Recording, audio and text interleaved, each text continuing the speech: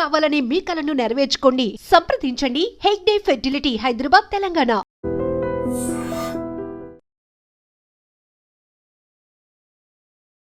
విశాఖ జిల్లాలో double murder తీవ్ర సంచలనం రేపుతోంది.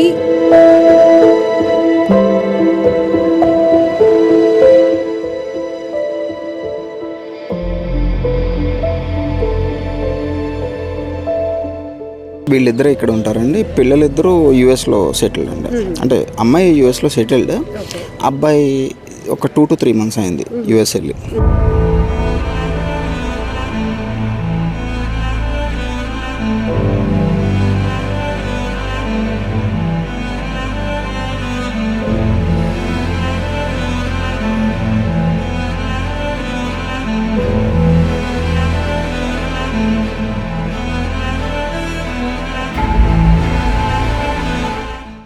విశాఖ జిల్లాలో డబుల్ మర్డర్ తీవ్ర సంచలనం రేపుతోంది. దువ్వాడ పోలీస్ స్టేషన్ పరిధి.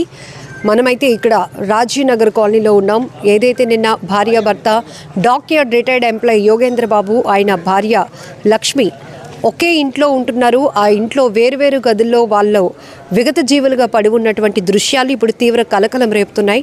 అసలు ఈ ఘటన ఎప్పుడు జరిగింది అనేది తెలియదు, కానీ నిన్న వాళ్ళ మేనల్లుడు చైతన్య ఇంటికొచ్చి చూసేటప్పటికి తాళం వేసి ఉండటాన్ని గమనించారు.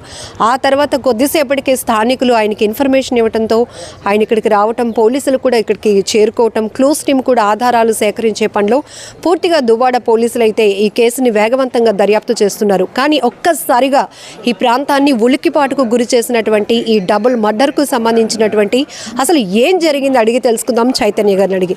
అసలు ఎప్పుడు చూసారండి? ఇద్దరే ఉంటున్నారా? పిల్లలు ఎక్కడ ఉంటున్నారు? వీళ్ళిద్దరే ఇక్కడ ఉంటారండి. పిల్లలిద్దరూ యూఎస్లో సెటిల్డ్ అండి. అంటే అమ్మాయి యూఎస్లో సెటిల్డ్, అబ్బాయి ఒక 2 to 3 months అయింది యూఎస్ వెళ్ళి. వాళ్ళ మిసెస్ కూడా నెక్స్ట్ మంత్ ఎండింగ్కి యూఎస్ వెళ్ళాలి. బట్ నిన్న నేను మా ఫ్యామిలీతోనే ఎవ్రీ మంత్ ఒకసారి వస్తుంటా. నేను ఆయన చెల్లెలు కొడుకుని. నేను ఎవ్రీ మంత్ నేను ఖాళీ ఉన్నప్పుడల్లా వచ్చి చూస్తూ ఉంటాను. మమ్మీ నేను ఒకసారి వస్తుంటాం, డాడీ నేను. వీళ్ళు కూడా వీక్లీ వన్స్ మా ఇంటికి రావటం, లంచ్ అలా వస్తుంటాం. నిన్న అలాగే నా మేనల్లుడు 10th పాస్ అయ్యాడని చెప్పి స్వీట్ ఇవ్వడానికని నా ఫ్యామిలీతో నేను వచ్చి నా కారు ఇక్కడ పార్క్ చేసినప్పటికీ డోర్ లాక్ చేశాను. బండి లేదు, అక్కడికి బయటకు వెళ్ళి ఉంటారని చెప్పి కాల్ చేస్తే ఇద్దరు కాల్ లిఫ్ట్ చేయలేదు. మా పెద్దమ్మ గారు ఇక్కడే ఉంటారు, స్కూటీ ఉంటుందండి. మా పెద్దమ్మ ఇక్కడే ఉంటారు. అంటే ఆయన తర్వాత ఆవిడ సింగిల్ ఉంది, ఆవిడకి ఎవరు లేరు. ఆవిడనే ఈయన చూసుకుంటారు. ఆవిడ దగ్గరికి వెళ్ళి మేము టైం స్పెండ్ చేసాము. ఎక్కడికో బయటకు వెళ్ళి ఉంటారు అనుకున్నాం. ఒక 1 hour 1.5 hour తర్వాత వచ్చినప్పటికి అప్పటికి రాలే. మళ్ళీ కాల్ చేశాను, మళ్ళీ కాల్ లిఫ్ట్ చేయలే. సరే చూద్దామని మేము బయలుదేరిపోయాం ఇంటికి. ఒక 1.5 kilometers వెళ్ళిన తర్వాత మా పెద్దమ్మ మళ్ళీ కాల్ చేసి, నేను శీలానగర్ ఉంటాను, మా ఫ్యామిలీ శీలానగర్ ఉంటాం. ఇక్కడ నుంచి కొంచెం దూరం వెళ్ళినప్పుడు మా పెద్దమ్మ మళ్ళీ కాల్ చేసి కొంచెం ఇబ్బందిగా మాట్లాడారు. అర్జెంటుగా మళ్ళీ వెనక్కిరా. ఏమైందంటే మనం అబ్జర్వ్ చేయలేదు, ఏసీ ఆన్లో ఉంది. మొన్న ఈవినింగ్ ఏదో గొడవ జరిగిందంట, పెద్ద కేకలు ఏమని పడ్డాయి. ఇప్పుడు చూస్తే గుమ్మం బయట బ్లడ్ కనబడుతుంది, భయం వేస్తుంది. రమ్మంటే నేను మళ్ళీ నా ఫ్యామిలీ మొత్తం తీసుకుని వచ్చాను. చూస్తే బ్లడ్ ఉంది. అయితే బండి లేదు, బ్లడ్ ఉంది అంటే ఆయనకి వెల్ విషర్ ఒక ఆయన ఉన్నారండి. అంటే ఆయనతో డాక్యార్డ్లో ఎంప్లాయీ, ఇద్దరు సర్వీస్ చేశారు, ఇద్దరు రిటైర్డ్, రవి గారు అని చెప్పి ఆయనకి కాల్ చేశాను నేను. అంటే ఆయన ఫ్రెండ్స్ అందరూ కూడా నేను టచ్లో ఉంటాను ఎప్పటికప్పుడు. కిడ్స్ ఆయన పిల్లలు ఇక్కడ లేరు కాబట్టి ఆయన కాల్ చేస్తే ఆయనకి తెలియదు అన్నారు. అప్పుడు నాకు భయం వేసి, అంకుల్ మీరు రండి, ఈలోపు నేను మమ్మీ వాళ్ళని ఇంటి దగ్గర డ్రాప్ చేసి వస్తాను, నాకైతే భయం వేస్తుందని చెప్పి నేను వెళ్ళిపోయాను. శీలానగర్ వెళ్ళి మమ్మీని డ్రాప్ చేసి వచ్చేలోపు అంకుల్ ఎవరైతే చనిపోయారో వాళ్ళ అబ్బాయి ఫ్రెండ్ని పిలిచి ఇద్దరు బ్యాక్ సైడ్ వెళ్ళి కిచెన్ విండో ఓపెన్ చేసి చూసేపాటికి హాల్లోని మోయ పడిపోయి ఉండి బ్లడ్ కంప్లీట్గా ఉందండి. ఇమీడియట్గా ఆయన పోలీస్కి ఇన్ఫామ్ చేశారు. నేను వచ్చేపాటికి పోలీసు ఉన్నారు. అక్కడి నుంచి మేము చూడటానికి అవ్వలేదు, ఏమీ అవ్వలేదు. మీరు అంటే వాళ్ళు ఎవరైతే ఉన్నారో మీ అప్పుడు చనిపోయినటువంటి యోగేంద్ర బాబు గారు వాళ్ళ ఫ్రెండ్, ఆ తర్వాత వాళ్ళ అబ్బాయి వాళ్ళ ఫ్రెండ్ కలిసి వచ్చి కిటికీలో నుంచి చూసినప్పటికీ హాల్లో ఈయన ఒక్కరు మాత్రమే ఉన్నారు. ఆ సిచ్యువేషన్ ఎట్లా ఉందండి? అసలు చాలా ఇబ్బందిగా ఉందండి. నేను కూడా చూశాను. చెప్పలేము. మరి వెంటనే వాళ్ళ వైఫ్ ఎక్కడ ఉన్నారు అని ఆలోచన వచ్చిందండి, వచ్చింది. బట్ ఏంటంటే పోలీసు ఏమన్నారంటే కంగారు పడొద్దండి, చూద్దాము, బ్లడ్ ఉంది, కొంచెం ఇబ్బందిగా ఉంది, క్లోజ్ టీమ్ పిలుస్తాము, మీరేం టెన్షన్ పడొద్దు అని చెప్తే నేను మళ్ళీ మమ్మీ వాళ్ళందరినీ ఇక్కడికి తీసుకొచ్చేసాను. అప్పటికి మీ మామయ్య గారి కోసం ఆయన ఉన్నటువంటి సిచ్యువేషన్ బట్టి వరీ అవుతున్నారు. రెండోది అత్త ఎక్కడున్నారు అనేది అప్పటికి ఇంకా ఐడెంటిఫికేషన్లో అంటే బెడ్రూమ్లో ఏసీ ఆన్ చేసింది అంటే నాకు ఇన్నర్గా అత్త బెడ్రూమ్లో ఉన్నారని అనిపించింది. నేను ఇమాజిన్ చేసుకున్నాను తప్ప ఎవరితో ఏమనలేదు. End of the day mid నైట్లో క్లోజ్ టీమ్, డాగ్ స్క్వాడ్ అన్నీ అయిన తర్వాత ఈ లాక్ ఏదైతే ఉందో అది బ్రేక్ చేసి పోలీసులు చూస్తే అత్త కూడా డెడ్ బాడీ అయ్యి బెడ్రూమ్లో ఉన్నారు. ఇప్పుడు క్లోజ్ టీమ్ వచ్చిన తర్వాత దువ్వాడ పోలీసులు ఇక్కడికి ఘటనా స్థలికి చేరుకున్నాక ఇద్దరు కండిషన్ ఎట్లా ఉంది? అంటే ఒంటిపైన ఏమైనా గాయాలు ఉన్నాయా? దేనికి జరుగుండొచ్చు అని మీరు అనుమానం వ్యక్తం చేస్తారు? దేనికి జరుగుండొచ్చు అన్నది అనుమానం అన్నది మాకు ఎవరి మీద ఉండదండి. ఎందుకంటే వాళ్ళ పిల్లలిద్దరూ వెల్ సెటిల్డ్, ఆయన కూడా రిటైర్డ్, అది కూడా 2019లో రిటైర్ అయిపోయారు, హ్యాపీగా రిటైర్ అయ్యారు, షష్టి పూర్తి అయిపోయింది, వాళ్ళు ఏదో హ్యాపీగా ఉన్నారు. ఎవరి దగ్గర అప్పు తెచ్చుకున్నది లేదు, అప్పు ఇచ్చింది లేదు, అంటే మాకు తెలిసినంతవరకు ఆస్తులు ఏమీ లేవు. ఆ తగాదాలు ఇంతవరకు నా చిన్నప్పటి నుంచి కూడా, నా సమ్మర్ అంతా ఇక్కడే గడిపాను, నా చిన్నప్పటి నుంచి అలాంటివి ఎప్పుడు వినలేదు. ఎవరితో గొడవలు లేవు, ఏమీ లేవు. ఆయన ఫ్రెండ్షిప్, ఆయన కృష్ణా డిస్ట్రిక్ట్ నుంచి స్టడీస్ అయిన తర్వాత ఇక్కడ నేవల్ డాకెట్లో జాబ్ వచ్చినప్పుడు వరకు అప్పటి నుంచి ఉన్న ఫ్రెండ్స్ ఇప్పటికీ ఆయనకు ఉన్నారు. వాళ్ళందరూ నాకు కూడా తెలుసు. మా ఫాదర్కి ఆయనకి కామన్ ఫ్రెండ్స్ అన్నమాట. అంటే మొదట ఏవో కేకలు వినిపించాయి అన్న విషయాన్ని ఎవరు గమనించారు? అవి ఎట్లా ఉన్నాయి? అంటే ఏమైనా కాపాడండి అన్నా లేకపోతే ఇద్దరు గొడవడుతున్నట్టు? అది నిన్న నైట్ ఈ సరౌండింగ్లో ఉన్న వాళ్ళు లేడీస్ అందరూ వచ్చి మొన్న ఈవినింగ్ అరౌండ్ 8:39 ఆ టైంలోనే ఆయన చాలా గట్టిగా ఏడుస్తూ కాపాడండి అని చెప్పి అన్నారు. ఆ టైంలో ఎవరైనా అలర్ట్ అయ్యి ఆ టైంలోని ఆపోజిట్ హౌస్ ఆయన షర్ట్ వేసుకుని ఇక్కడ దాకా వచ్చారంట. బట్ దీనికి ఏంటంటే ముందు ఒకసారి ఎప్పుడో ఆయనకు కొంచెం వినికిడి ప్రాబ్లం ఉంది, కొంచెం గట్టిగా మాట్లాడతారు. అలాగా వీళ్ళిద్దరి మధ్యలో పిల్లల దగ్గరికి వెళ్దామని ఆవిడ, నేను ఇక్కడే ఉంటాను, నా ఇంట్లో ఉంటాను, యూఎస్కి రాను, చిన్న చిన్న డిస్కషన్ గట్టిగా అవుతాయి.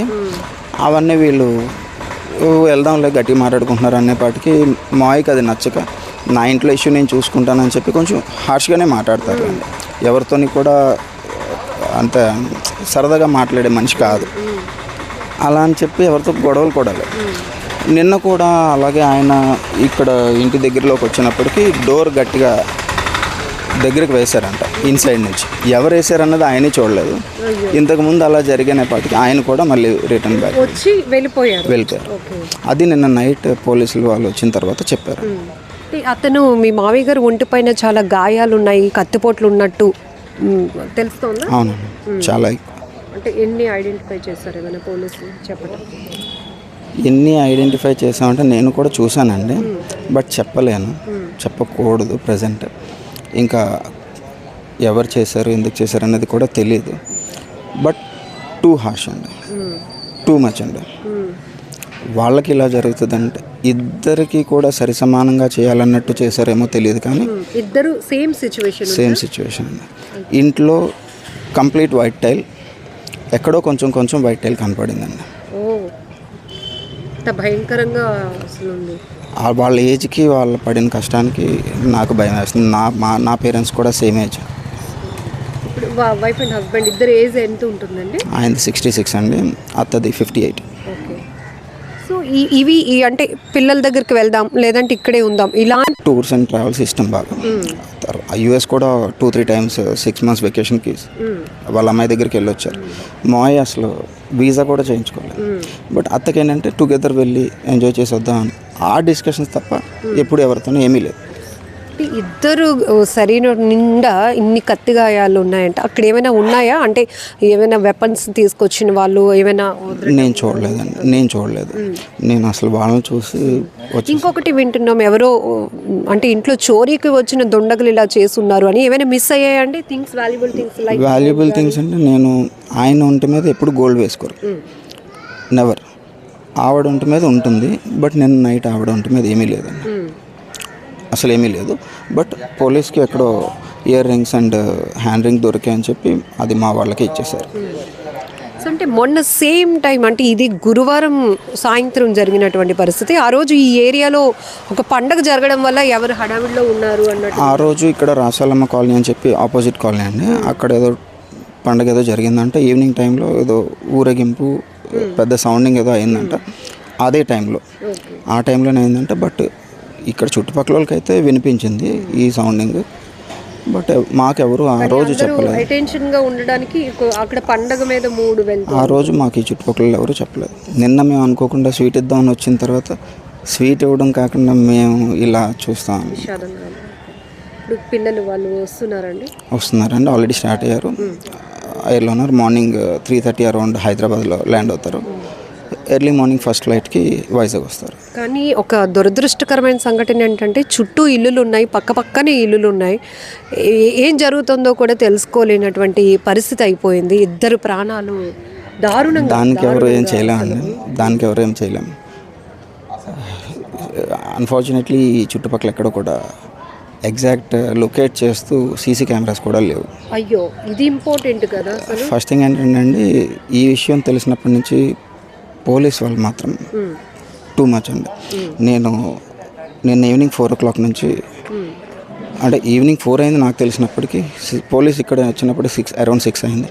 అప్పటి నుంచి ఇప్పటికీ చాలామంది అండి ఎక్కడెక్కడో స్టేషన్ నుంచి వస్తున్నారు. ఈవెన్ సిపి గారు కూడా నిన్న ఈవినింగ్ వచ్చి ఒక 1 hour కంప్లీట్గా మొత్తం అంతా చూసి వెళ్ళారు.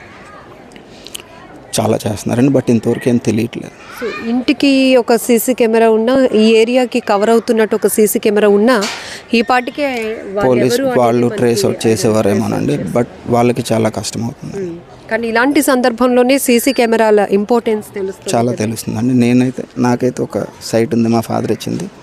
ఇండిపెండెంట్గా కట్టుకోకుండా ఒక గేటెడ్ కమ్యూనిటీలో ఫ్లాట్ తీసుకున్నందుకు నేనైతే నా పర్సనల్గా హ్యాపీ ఫీల్ అవుతున్నాను.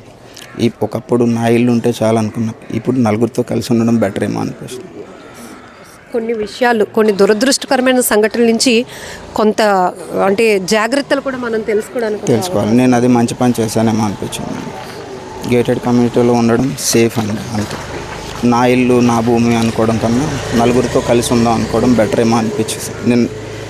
నిన్నంటే నాకు తెలియదు.